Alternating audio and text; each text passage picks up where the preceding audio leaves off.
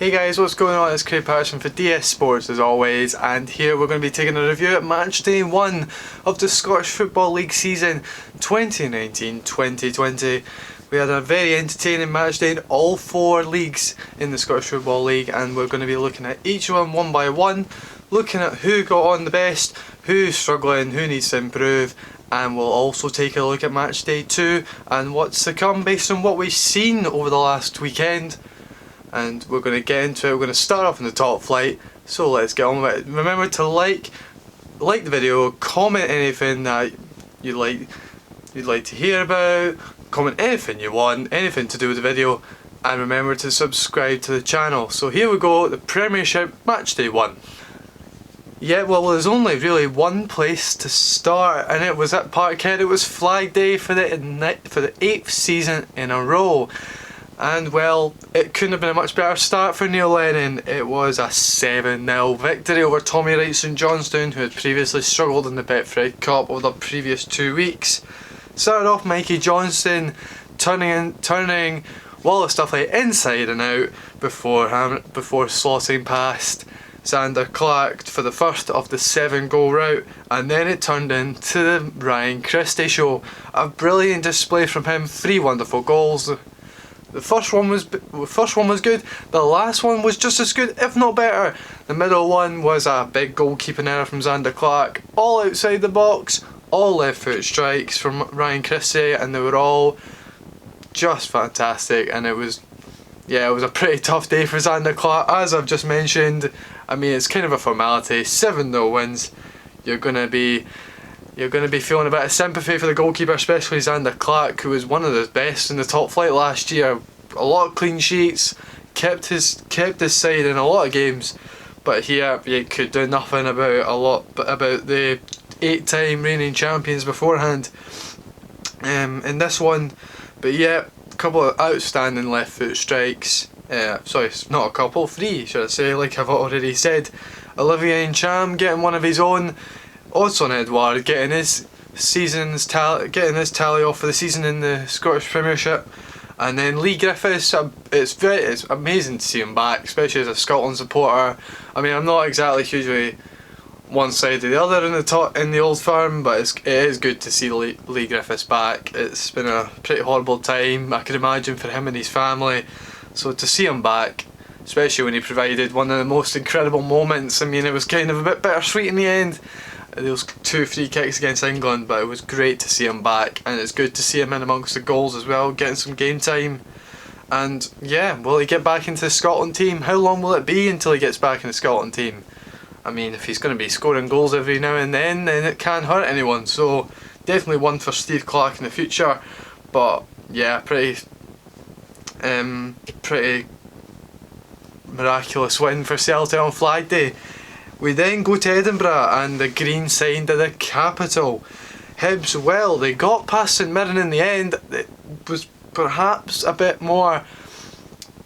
You could have predicted that Hibs were going to do it, but they needed 85 minutes to do it. Scott Allen eventually getting a goal, a very good goal. Good right foot strike from outside the box, pass. Oh, I forgot. I always get his name wrong. It's Hladke, that's what it is, something like that. Correct me if I'm wrong, forgive me if I'm wrong. But yeah, so Hibs getting past there, Scott Allen taking one of the many chances that Hibs had. St Mirren had a lot of chances as well and could have perhaps snatched a win themselves, but in the end Hibs getting past the side from Paisley.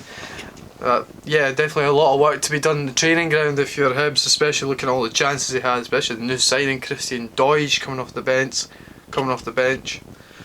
Missed a couple of absolute sitters. Missed hit one with an open goal, Begging did exactly the same one. Another one as well, especially I think both of those coming out of the side of the goal from Scott Allen. But nonetheless, some defensive things to tighten up.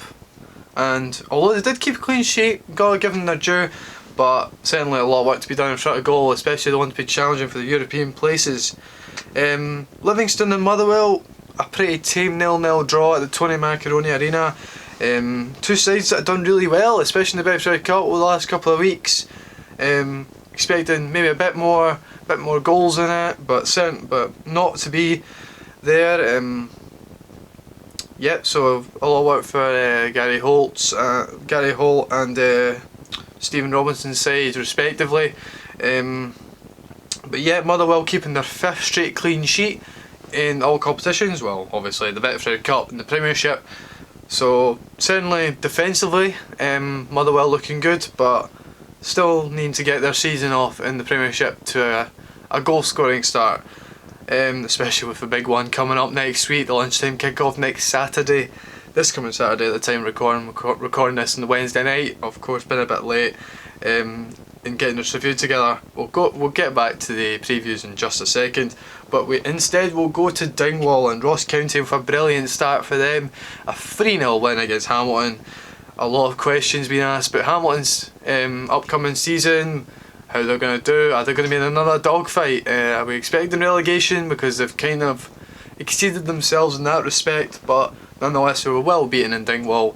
Joe Chalmers, a new signing from Caley Thistle, near local rivals Caley Thistle, brilliant left foot finish from him. I thought that was actually quite satisfying to watch, the way that went past the goalkeeper there.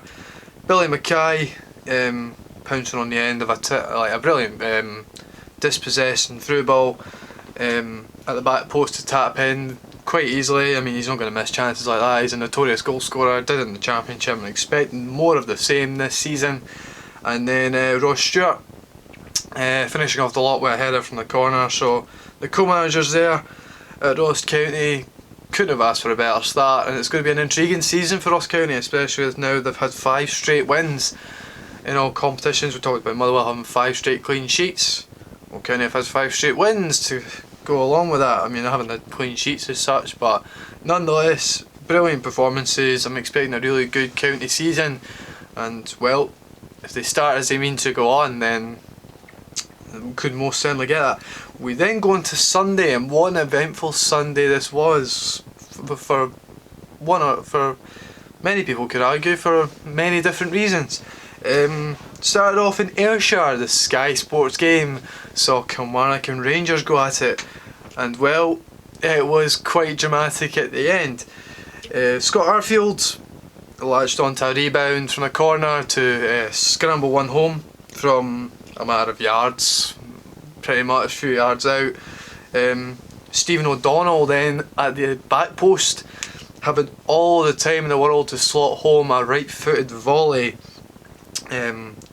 past the goalkeeper, and then well, Connor Goldson right over everybody at the back post and sending the travelling Rangers fans into delirium, probably a bit more so than perhaps, well, maybe not perhaps was necessary. That's maybe a bit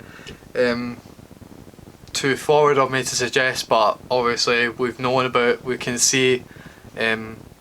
read about all the damage that was caused. We've seen videos, whether it be on Twitter, YouTube, I think there's maybe a few on sports scene as well. But yeah, maybe one for the SFA, certainly one that Kilmarnock are investigating, obviously with it being their ground, and whether there's not been any official word, I don't think, from the SFA as to regards of them themselves investigating the behaviour of certain Rangers fans there.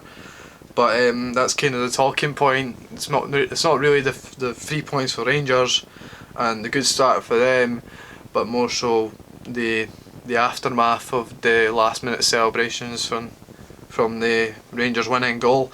But anyway, moving on, it was a very entertaining game at Pittodrie, and it was Aberdeen who came out on top in a 3-2 win. It went this way and then that way, and started off with Sam Cosgrove as he pounced on a defensive error from Christoph Berra. You don't see many of them, but the ball came over the top by Scott McKenna, and Christoph Berra merely helped it into the path of Sam Cosgrove in the end, and he was able to slot past Bobby Zlamal into the far corner of the post to give Aberdeen the lead early on, first quarter of an hour.